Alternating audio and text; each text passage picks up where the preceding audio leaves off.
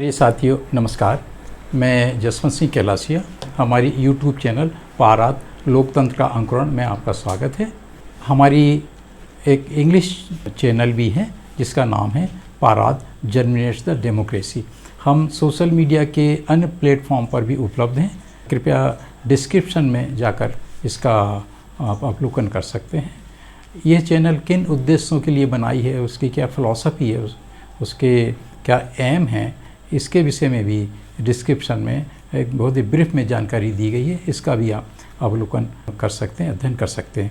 इन दिनों हम अन्य पिछड़ा वर्गों का जो आंदोलन चल रहा है और इन संदर्भों में सुप्रीम कोर्ट के जो लगातार आदेश आ रहे हैं उससे प्रेरणा लेकर के हमने इस ओबीसी के आंदोलन पर एक वीडियो सीरीज़ तैयार की है।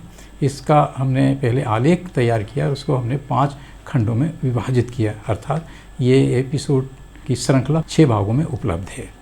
आज हम इसकी श्रृंखला का 5वां भाग आपके सामने प्रस्तुत कर रहे हैं, जिसका इस जो आलेख तैयार किया उसका शीर्षक हमने इस प्रकार से रखा है: अन्य पिछड़ा वर्ग ओबीसी मात्र सांस्कृतिक आंदोलन से ही शासन प्रशासन में समानुपातिक भागीदारी ले सकता है। पिछले एपिसोडों में हमने बताया है कि हमारे पिछले वर्ग का जो आंदोलन पिछले 50-60 वर्षों से चल रहा है उसमें किस प्रकार की कमी है, उसमें किस प्रकार की चूकें हैं जिससे कि उसकी उपलब्धि नहीं हो पा रही है। तो इस क्रम में आज हम एपिसोड का 5वां क्रम आपकी सेवा में प्रस्तुत कर रहे हैं, जो इस प्रकार से है।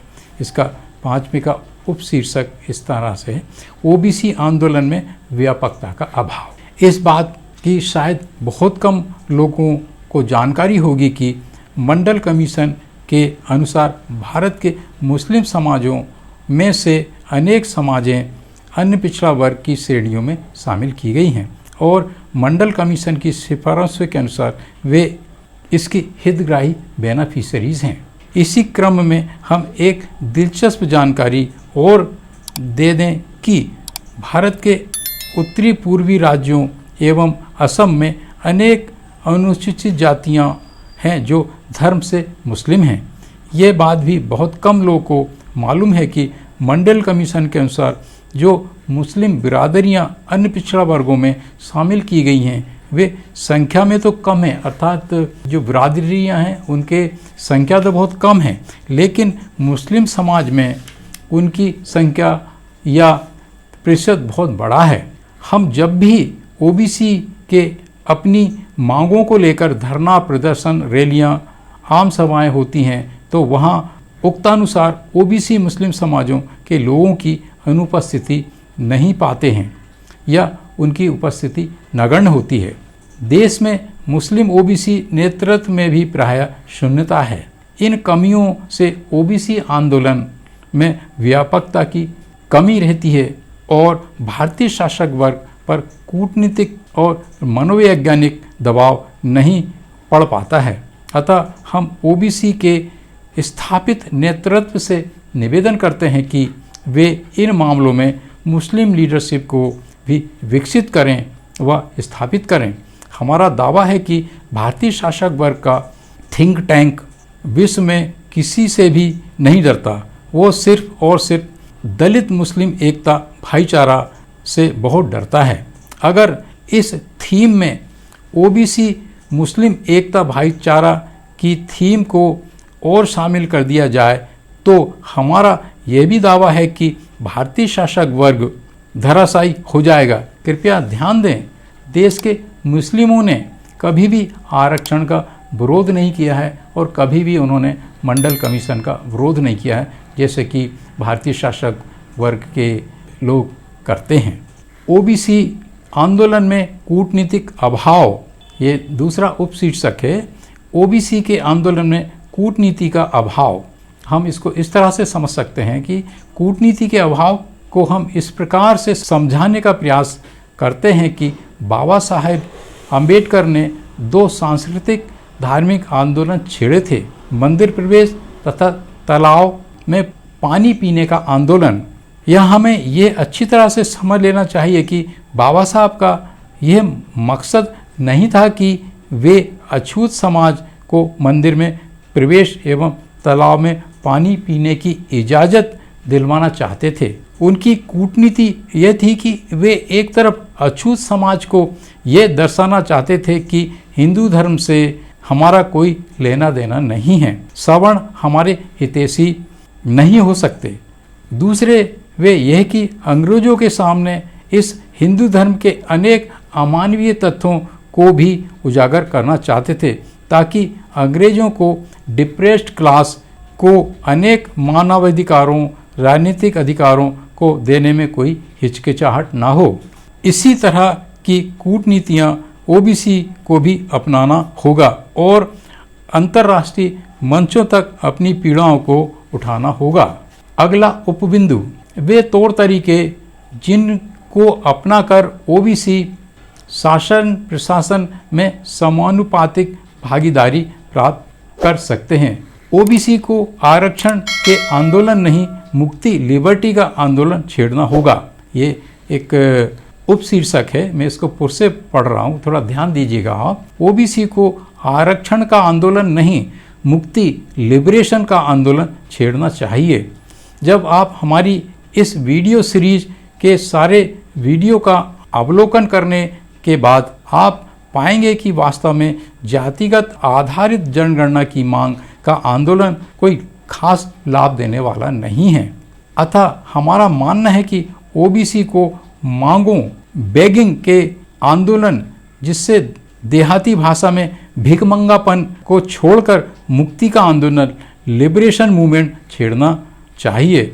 मानव जीवन में मुक्ति, लिबरेशन का क्या महत्व है, इस विषय में हम एक कहानी आपकी सेवा में प्रस्तुत करते हैं, जो सिद्ध करती है कि मानव जीवन में स्वतंत्रता, इंडिपेंडेंट से भी अधिक महत्व है मुक्ति, लिबर्टी। शहर में एक संपन्न परिवार था। वो सप्ताहांत वीकेंड में शहर के बाहर ग्रामीण जंगल इलाके में पिकनिक मनाने कार में जाता है। एक नदी के किनारे बैठकर वे भोजन आदि का आनंद लेते हैं। इसी बीच वे अपने कुत्ते की जंजीर खोलकर उसे चहल कदमी के लिए छोड़ देते हैं। कुत्ता घूमते घूमते नदी के किनारे पहुंचता है। उसे वहां गांव का एक कुत्ता दिखाई देता है। दोनों में आपस में बातचीत होने लगती है। गांव के कमजोर और जर्जर हालत वाले कुत्ते को जब इस शहर के हस्तपुत कुत्ते को देखा तो पूछने लगा कि तुम्हारे गले में ये क्या चीज़ बंधी है? मेरे गले में तो ऐसी कोई चीज़ नहीं है, गांव का दुर्बल कुत्ता बोलता है। उसने ये भी जानना चाहा कि तुम तो बड़े तंदुरुस्त हो, स्वस्थ क्यों हो? इधर मैं हूँ कि रात दिन भोजन के लिए भटकता रहता हूँ, पेट भर खाना भी नसीब नहीं होता है। शहरी कुत्ते ने बताया कि मैं शहर से मेरे मालिक के साथ यहाँ आया हूँ और ये पट्टी उन्हीं के द्वारा गले में बांधा गया है। मेरे मालिक मुझे हर तरह का भोजन उपलब्ध कराते हैं, रहने की भी अच्छी व्यवस्था कराते हैं। वे बहुत संपन्न हैं, वे तुम्हें भी ऐसी सुख सुविधा दे सकते हैं, तुम मेरे साथ चलो।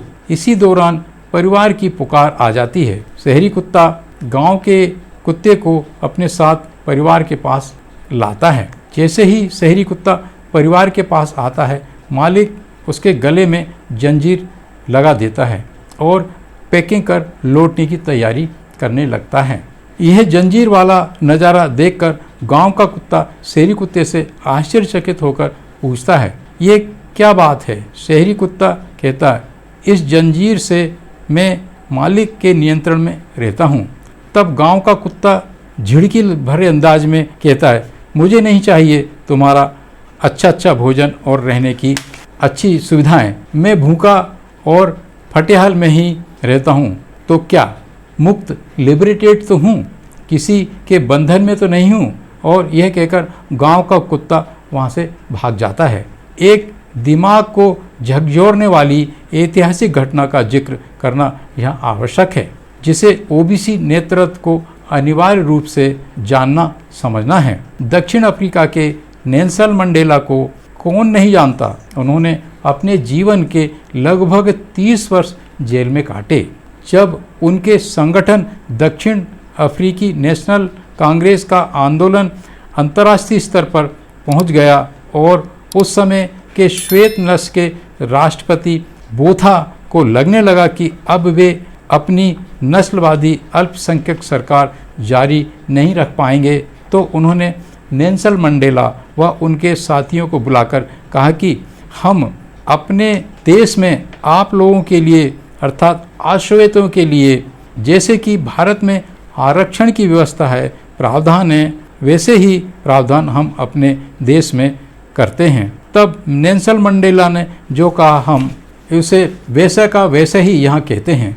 We do not want any reservation, we want total liberation. अर्थात हिंदी में हमें आरक्षण नहीं चाहिए, हमें तो संपूर्ण मुक्ति चाहिए। नेल्सन मंडेला के इस महान ऐतिहासिक वाक्य ने युगांतकारी काम किए। सारांश यह है कि आज दक्षिण अफ्रीकी लगभग 15% नस्लवादी वाइट जनसंख्या कभी वहाँ का शासक वर्ग था, आज वो हाशिए में है। इस विषय में दिलचस्प बात यह है कि दक्षिण अफ्रीका की क्रिकेट टीम तक में पर्याप्त संख्या में अश्वेत खिलाड़ियों को शामिल करने का कानून है। कॉमरेड माओ के विरोधाभास के नियम में यह भी सुझाया गया है कि जब आपको अपने प्रतिस्पर्धी से निपटना होता है तो आपको उसकी कमजोरियों को खोजकर उन पर प्रहार करना होता है। इस बात को इस उदाहरण से समझा जा सकता है कि जब शत्रु किलेबंदी कर लेता है तो किलेबंदी तोड़ने के लिए किले के मुख्य या सारे दरवाज़ों पर हमला नहीं करना चाहिए। उसके कमज़ोर दरवाजे की खोजबीन करके मात्र इसी कमज़ोर दरवाजे पर हमला करना चाहिए। जैसे ही ये कमज़ोर दरवाज़ा टूट जाता है और हमारे सैनिक प्रवेश करते हैं तो शत्रु हड़बड़ाकर बहुत बड़ी गलती करता है कि उसे किले के मुख्य और अन्य दरवाज़ों पर तैनात अपने सैनिकों को इस टूटे हुए दरवाजे की तरफ से हमारे सैनिकों से मुकाबला करने के लिए दौड़ाना होता है। शत्रु का ध्यान इसी टूटे हुए दरवाजे में प्रवेश किए हमारे सैनिकों की तरफ हो जाता है। फिर हमें शेष अन्य दरवाज़ों से उस दरवाजे को चुनना होता है जो इन सब से कमज़ोर होता है। जब हम इस दूसरे दरवाजे को तोड़कर अपने सैनिकों को प्रवेश किले में करा देते हैं तो प्रथम तोड़े गए दरवाजे की तरफ से शत्रु के सैनिक हमारी सेना से घिर जाते हैं और पीछे के हमले में मारे जाते हैं, किला जीत लिया जाता है। इस युद्ध नीतिक उदाहरण को ओबीसी आंदोलन में क्या प्रासंगिकता है अच्छी तरह से समझना होगा। भारतीय शासक वर्ग ने जैसा कि हम देख समझ रहे हैं हमारी व्यवस्थाओं, संस्थाओं, संसाधनों पर, जहाँ तक कि आज कुछ लोग कहने लगे हैं कि न्याय व्यवस्था पर भी किलेबंदी कर ली है और सबसे खतरनाक किलेबंदी दिलो दिमाग की है। इसे हम बाबा साहब अम्बेडकर की एक उक्ति के माध्यम से पूर्व में बता चुके हैं। भारतीय शासक वर्ग की किलेबंदी की सबसे बड़ी कमजोरी उसका आस्था, विश्वास, संस्कृति, आध्यात्म का पाखंडवाद है। मैं इसको दोहराना चाहूँगा। भारतीय शासक वर्ग की किलेबंदी की सबसे बड़ी कमजोरी है उसका आस्था, विश्वास, संस्कृति, आध्यात्म एवं पाखंडवाद। ये भारतीय शासक वर्ग की बहुत बड़ी कमजोर नस भी है। ये एक दो धारी तलवार है जिसे पिछले 3-4 हजार वर्षों से भारतीय शासक वर्ग इस दो धारी तलवार का प्रयोग देश की 90% जनता, जिसमें भारतीय शासक वर्ग की महिलाएं भी शामिल हैं, के विरुद्ध करता आ रहा है। उसने इसके बल पर विश्व जनमत, वर्ल्ड ओपिनियन को भी गुमराह करके रखा है और अपनी अधिनायकवादी अनुचित सत्ता को उचित लेजिटिमेट ठहराने में सफल है। क्यों और कैसे, इन विषयों पर हम फिर कभी चर्चा करेंगे। अब यह ओबीसी नेतृत्व पर निर्भर करता है कि भारतीय शासक वर्ग की इन कमजोरियों को अपने हितों में कैसे प्रयोग करे, इस दो धारी तलवार की दूसरी धार से कैसे अपने प्रतिस्पर्धी को परास्त करे। हालांकि इस बाबत पेरियार जी, साहू जी महाराज, ज्योतिबा फूले, बाबा साहब अम्बेडकर और माननीय काशीराम जी ने अनेक फूल प्रूफ नुस्खे, तौर तरीके ओबीसी को पहले से ही उपलब्ध करा के रखे हैं, सिर्फ उनका सही, सटीक और कारगर प्रयोग भर करना है। इन्हीं नुस्खों को हम और भी पैनेपन से और आज की परिस्थितियों के मान से लागू करने के लिए अपने विचार इस प्रकार से प्रस्तुत करते हैं। जैसा कि हमने पूर्व में माननीय काशीराम जी के ब्राह्मणवाद की पालकी वाले मिसाल का उदाहरण दिया है, अब हम माननीय काशीराम जी की इस बात में क्या भाव छिपे हैं उनके बारे में आपको बताना चाहते हैं। उनका ब्राह्मणवाद की पालकी को कंधे से उतारकर जमीन पर रख देने का सीधा साधा मतलब है हिंदू धर्म, जिसका तकनीकी भाषा में ब्राह्मणवाद, मनुवाद को पूरी तरह से त्यागना। बाबा साहब अम्बेडकर ने भी अनेक ऐसी विश्व प्रसिद्ध पुस्तकें लिखी हैं, उसमें इस ब्राह्मणवाद हिंदुत्व की घोर आलोचना करते हुए हिंदू धर्म को त्यागने की बात कही है। इन पुस्तकों में why go for conversion, riddles of Hinduism, riddles of Ramayana Krishna, annihilation of caste बहुत प्रसिद्ध हैं। इन प्रसंगों में ओबीसी नेतृत्व को ब्राह्मणवाद, हिंदुत्व के दार्शनिक, धार्मिक, सामाजिक पक्षों का गहराई से अध्ययन करना होगा। ब्राह्मणवाद हिंदुत्व का सबसे बड़ा सिद्धांत, डोगमा, उसकी चतुर्वर्णीय व्यवस्था है। चारों वर्णों के कर्तव्य एवं अधिकार निर्धारित हैं, उनकी उपेक्षा, उनका उल्लंघन मान नहीं है, वो अपराध है। इन सब विषयों की बड़ी लंबी चौड़ी व्याख्या एवं स्पष्टीकरण है, लेकिन हम यहाँ ओबीसी की मांगों के प्रसंग में इनकी व्याख्या करना चाहेंगे। भारतीय शासक वर्ग ओबीसी को अंतिम वर्ग शूद्र मानता है। ओबीसी का कोई भी व्यक्ति, परिवार या जाति स्वयं को हिंदू मानती है या समझती है तो यह स्थापित सत्य है कि उसे हिंदू धर्म के दर्शन, मान्यताओं एवं नियमों के अनुसार ऊपर के तीनों वर्णों ब्राह्मण, क्षत्रिय, वैश्य का दास्ता, गुलामी को स्वीकार करना ही होगा। इन तीनों वर्णों की निस्वार्थ भाव से बिना किसी वेतन, मेहनताने, कंसिडरेशन के सेवा करना ही होगा। ओबीसी की सारी समस्याओं की जड़ बस यही सिद्धांत, डोगमा है और यही धार्मिक, सांस्कृतिक, आध्यात्मिक गुलामी उन्हें the beggar can not be A chooser की स्थिति में बनाए रखती है। सारांश यह है कि भारतीय शासक वर्ग अपने इस पवित्र, पुनीत एवं धार्मिक कर्तव्यों पर आमादा है कि शूद्र वर्ण अपने दायरे को न लांघे। साथ ही वे अपने शूद्रों से ये अपेक्षा करता है कि वे भी अपने वर्णाश्रम धर्म का उल्लंघन न करें। इस सैद्धांतिक डोगमेटाइज अवस्था की एक ही सरलतम तोड़, ब्रेक थ्रू है कि वे वर्ण व्यवस्था से बाहर निकलें। अर्थात सरल शब्दों में ओबीसी को चाहिए कि वे जाति आधारित जनगणना के लिए किए जा रहे आंदोलन में अपना कीमती धन, समय, साधन, संसाधनों को बर्बाद करने के बजाय धर्म परिवर्तन के बड़े बड़े आयोजनों को आयोजित करें। प्रिय साथियों, इस प्रकार हमारा इस ओबीसी पर तैयार की गई श्रृंखला का 5वां भाग यहीं समाप्त होता है। हमारे साथ बने रहने और हमारा इस वीडियो को देखने के लिए बहुत बहुत धन्यवाद। अगर आपको लगता है कि हम कुछ मौलिक विषयों पर चर्चा करते हैं, कुछ क्रांतिकारी विचार आपकी सेवा में प्रस्तुत करते हैं, तो कृपया हमारी इस चैनल को सब्सक्राइब, लाइक और शेयर करने का कष्ट करें।